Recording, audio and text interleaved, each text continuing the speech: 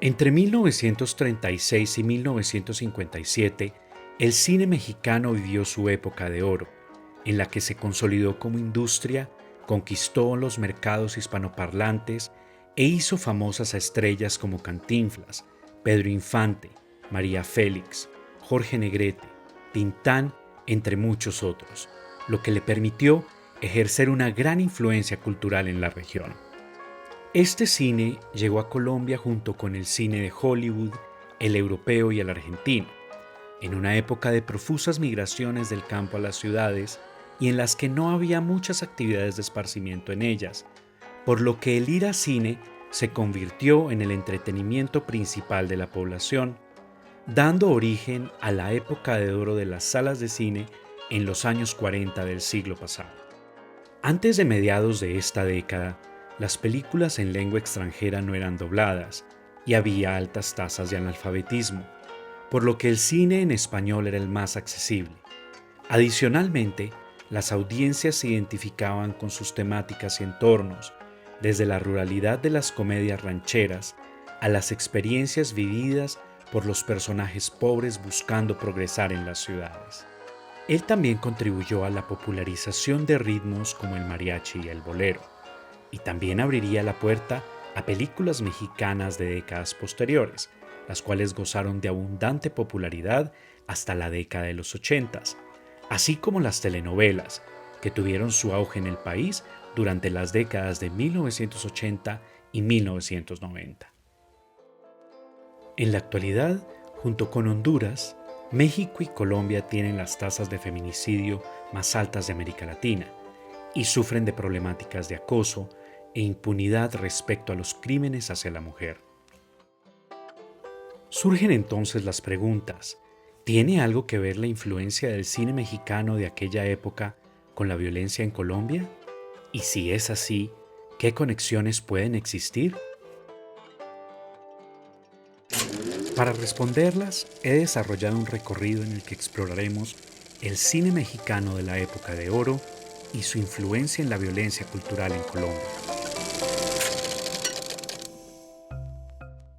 En este cine, las mujeres fueron representadas según dos modelos femeninos, la buena y la mala mujer.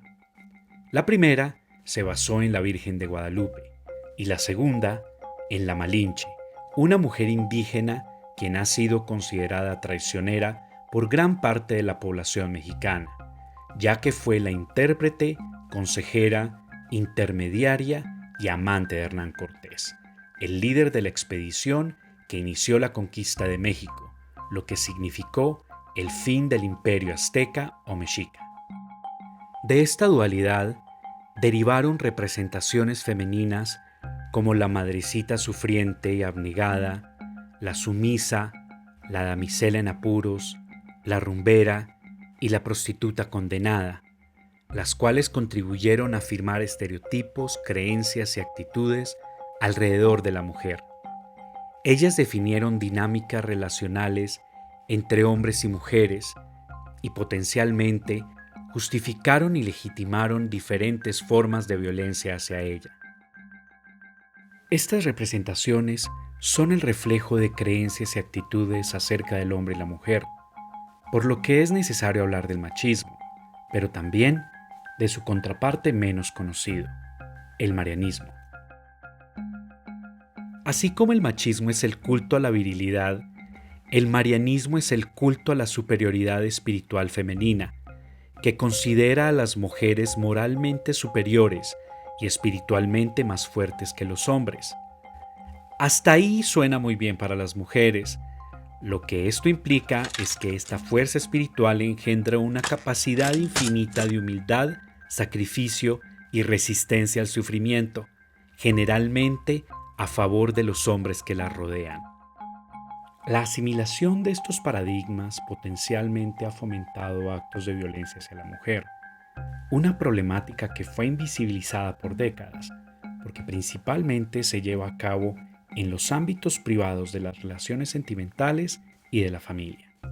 Pero recientemente, como sociedad hemos comenzado a ser conscientes de ella, lo que se refleja en el actual interés por parte de organismos gubernamentales y no gubernamentales para investigar este fenómeno, el cubrimiento por parte de los medios para visibilizarlo y el surgimiento de movimientos sociales que se han levantado en protesta.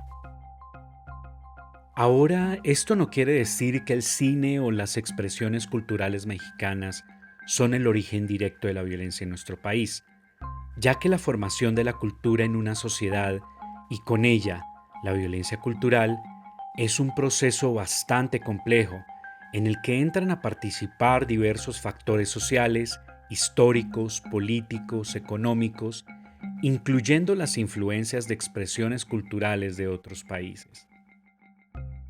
Podemos encontrar explicación a estas dinámicas a partir del triángulo de la violencia, el cual revela tres formas en las que ésta se manifiesta: directa, estructural y cultural. La violencia directa es la forma visible de la violencia. Es la que se ejerce hacia otra persona o grupos de personas a través de acciones como ataques físicos o verbales. Es aquella de la que hablan las noticias a diario.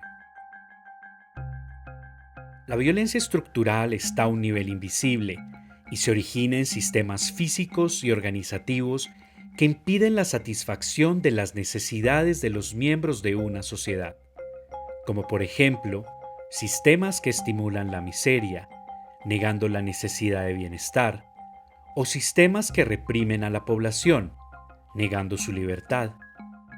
También a nivel invisible, pero más difícil de notar, está la violencia cultural. Son aquellos aspectos de la cultura como actitudes y creencias que justifican, legitiman y en última instancia sostienen las otras dos clases de violencia. Estos aspectos se manifiestan en la religión, la ideología, el lenguaje, las artes e incluso la ciencia. Si hablamos de violencia cultural, debemos hablar de cultura.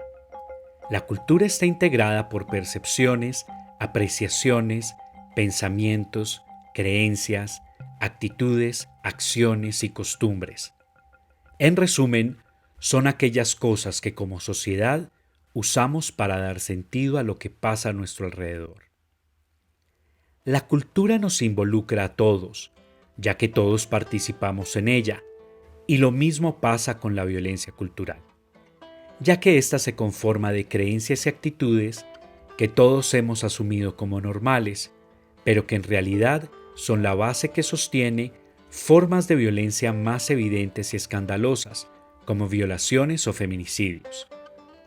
Podemos participar de la violencia cultural cuando estereotipamos, justificamos nuestros prejuicios, juzgamos a quienes son diferentes a nosotros, también cuando hacemos comentarios desconsiderados, hacemos bromas o damos apodos prejuiciados y denigrantes, cuando anulamos o excluimos a otros, cuando insultamos, ridiculizamos o intimidamos a otros, de manera que los deshumanizamos.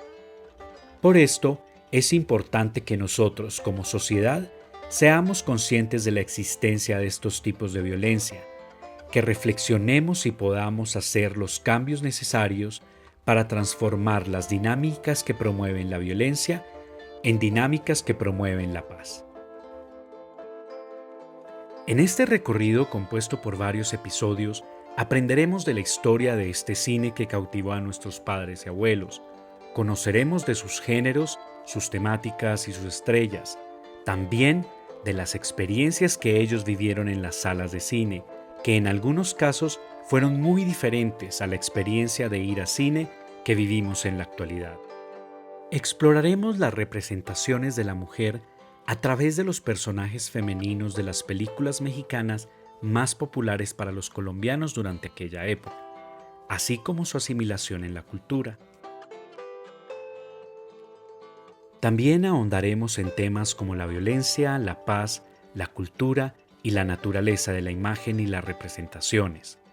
Así descubriremos las conexiones entre el cine mexicano de la época de oro y la violencia cultural en nuestro país. Suscríbanse a este canal y activen la campana para enterarse de los nuevos episodios. Si les gustó este video, no olviden darle me gusta. Gracias.